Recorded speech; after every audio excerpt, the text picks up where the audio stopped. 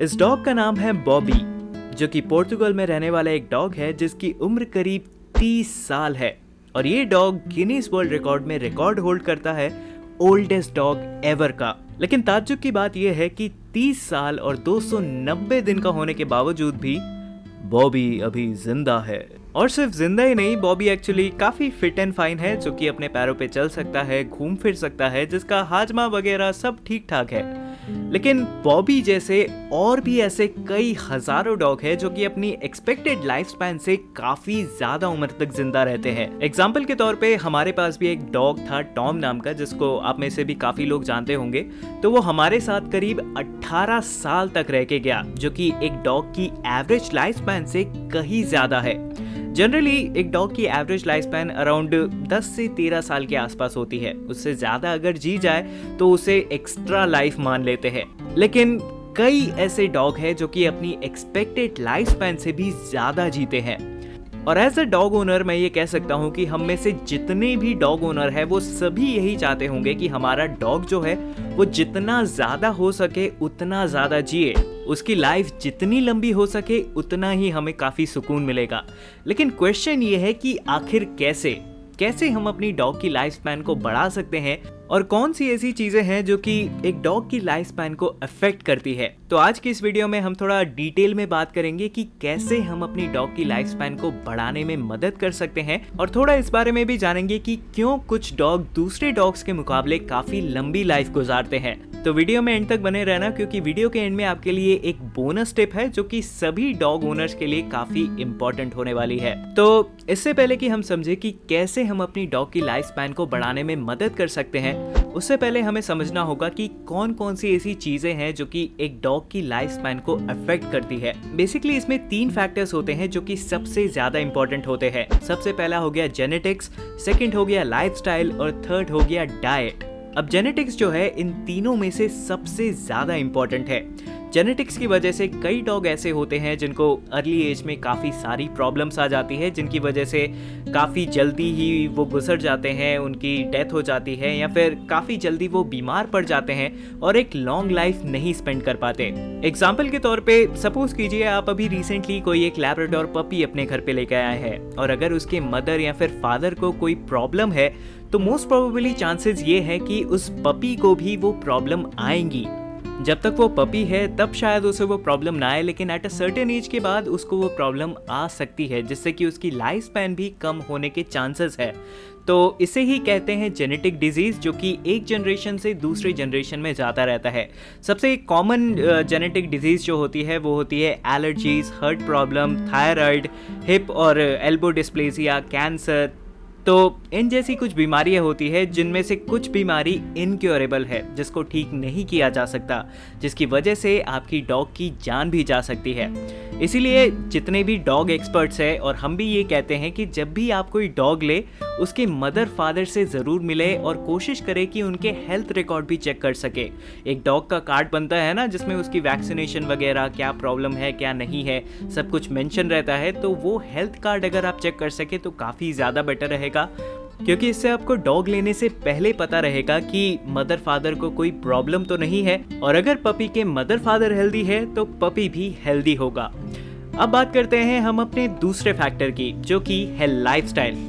अब देखो, लाइफस्टाइल में बेसिकली क्या चीज़ें आती हैं कि डॉग कैसे रहता है, कैसे घूमता है, कैसे उसको एक्सरसाइज मिलती है।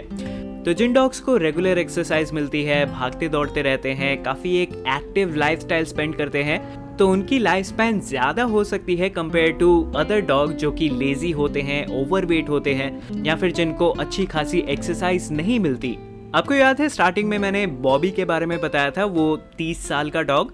तो एक्चुअली वो फार्म में ही पैदा हुआ था और वहीं पे वो बड़ा हुआ। तो उसके पास काफ़ी सारा स्पेस था, जहाँ पे काफ़ी सारा स्पेस है एक्चुअली, जहाँ पे वो घूम फिर सके, भाग सके, यहाँ तक कि वो जंगलों में भी जाता था और उसे कभी भी पट्टा नहीं पहनाया गया, मतलब कि लीश से बांध के नहीं रखा गया। तो उसके पास काफ़ी एरिया था दौड़ने भागने के लिए। और अगर आपको याद हो, मैंने टॉम के बारे में बताया था, तो टॉम भी जो हमारा डॉग था उसे मैं दिन में करीब 3 बार पार्क में लेके जाता था, सुबह, शाम और रात को। और तीनों टाइम ही वो पार्क में जाके घूमता था, दौड़ता था, भागता था। काफ़ी दोस्त वगैरह भी आते थे उसके मिलने के लिए उससे। तो टॉम ने भी काफ़ी एक एक्टिव लाइफस्टाइल स्पेंड करी थी। तो एक डॉग के लिए एक एक्टिव लाइफस्टाइल काफ़ी इंपॉर्टेंस रखती है। अब आते हैं थर्ड फैक्टर में, जो कि है डाइट। अब देखो, हर एक डॉग की एज के हिसाब से, उसकी ब्रीड के हिसाब से और उसके साइज के हिसाब से खाना देना काफ़ी इम्पोर्टेंट है। और आजकल तो वैसे ही काफ़ी सारी डॉग ब्रीड्स जो है मोटापे का शिकार हो जाती है, और मोटापे की वजह से काफ़ी सारी प्रॉब्लम्स भी आ सकती है डॉग को लॉन्ग टर्म में, जैसे कि diabetes, heart disease, arthritis, breathing problem भी हो सकती है अगर आपके पास पग जैसा कोई डॉग है तो डॉग की डाइट अच्छे से रखना और उसको ओवर फीडिंग से बचाना भी एक इम्पॉर्टेंट फैक्टर है। तो ये थे वो 3 इम्पॉर्टेंट फैक्टर जो कि एक डॉग की लाइफ स्पैन को अफेक्ट करते हैं। तो चलिए अब हम जानते हैं कि हम अपनी डॉग की लाइफ स्पैन को बढ़ाने में कैसे मदद कर सकते हैं। तो सबसे पहले बात करते हैं जेनेटिक्स की। तो देखो, अगर आपके पास ऑलरेडी एक डॉग है तो इसमें जेनेटिक्स का उतना ज़्यादा बड़ा रोल नहीं रहेगा, क्योंकि आप डॉग ऑलरेडी लेकर आ चुके हो। लेकिन अगर आप डॉग लेने वाले हो या फिर इन फ्यूचर लेने का सोच रहे हो, तो इसमें सबसे पहले आप ये काम करना कि डॉग के मदर फादर जो है उनसे मिलने की कोशिश ज़रूर करना। चाहे वो आप पेट स्टोर से लो या फिर किसी फ्रेंड ब्रीडर से लो, तो मदर फादर से ज़रूर मिलो और हो सके तो उनके मेडिकल रिकॉर्ड्स भी चेक करो कि उनको कोई बीमारी तो नहीं है। इससे होगा ये कि आपको एक हेल्दी पपी मिलेगा जिसको in long term genetic problems होने के चांसेस काफ़ी कम होंगे। अब सेकंड आते हैं लाइफस्टाइल पे। तो देखो यार, एक डॉग के लिए एक्टिव लाइफस्टाइल होना ना बहुत ही ज़्यादा इंपॉर्टेंस रखता है उसकी हेल्थ के लिए और उसकी ओवरऑल एज के लिए। ठीक है, तो सबसे पहली चीज़ जो है उसको रेगुलर एक्सरसाइज करवाओ। आपको जब भी टाइम मिले, चाहे वो सुबह 4 बजे हो, 5 बजे हो या फिर शाम को हो या फिर रात को हो, जब भी हो अपने हिसाब से एडजस्ट करके उसको एक्सरसाइज करवाओ। और वेदर का ध्यान रखते हुए गर्मी में ज़्यादा मत करवाना। और ब्रीड के ऊपर भी ये डिफ़र करता है। आप जितनी एक्सरसाइज एक लैब्राडोर को दोगे उतनी एक्सरसाइज आप एक बुलडॉग को नहीं दे सकते। अब थर्ड थिंग आते हैं डाइट पे। अब डाइट भी जो है, मैंने आपको पहले बताया, ओवरवेट की वजह से काफ़ी सारी प्रॉब्लम होती है। तो मुझे एक्चुअली नहीं पता कि आपकी फाइनेंशियल कंडीशन क्या है, तो मैं आपको ये सजेस्ट नहीं करूँगा कि आपको top quality super expensive dog food जो है अपने डॉग को फीड करना है। जो भी आपके घर में हो वो चीज़ें आप फीड कीजिए, चाहे आपके पास चावल हो, रोटी हो, बॉइल्ड एग हो, चिकन हो। तो और हाँ, अगर आप में से कोई वेजिटेरियन है तो डॉग्स वेज डाइट पे भी काफ़ी अच्छी तरीके से सर्वाइव कर सकते हैं, ऐसी कोई बात नहीं है। तो यही 3 चीज़ें थी जो कि आप फॉलो करोगे तो आपके डॉग की लाइफ स्पैन बढ़ने की काफ़ी ज़्यादा चांसेस है। और वीडियो के एंड में अब हम पहुंच चुके हैं। तो जैसे कि आपको स्टार्टिंग में बताया था, एक बोनस टिप है।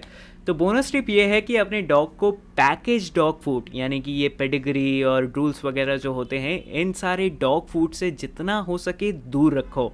ट्राई करो कि आप ही खुद उसका मील जो है बना के उसको दे सको, क्योंकि फ्रेश फूड जो है वो कई गुना ज़्यादा बेहतर है एक पैकेज डॉग फूड से। तो वीडियो काफ़ी ज़्यादा लंबी हो गई थी, लेकिन आई होप आपको डिटेल्स में समझ में आ गया होगा। अगर आप थोड़ी और डिटेल में जानना चाहते हैं तो कमेंट करके ज़रूर बताना, मैं ट्राई करूँगा कि इसको थोड़ा और डिटेल में समझा सकूँ। तो यही था हमारा आज का एपिसोड, और अगर आप चैनल पे नए हैं तो मेक श्योर सब्सक्राइब करके ज़रूर जाना। तो मेरा नाम है आदित्य, मैं मिलता हूँ आपसे अगली वीडियो में। तब तक के लिए टेक केयर, बाय बाय।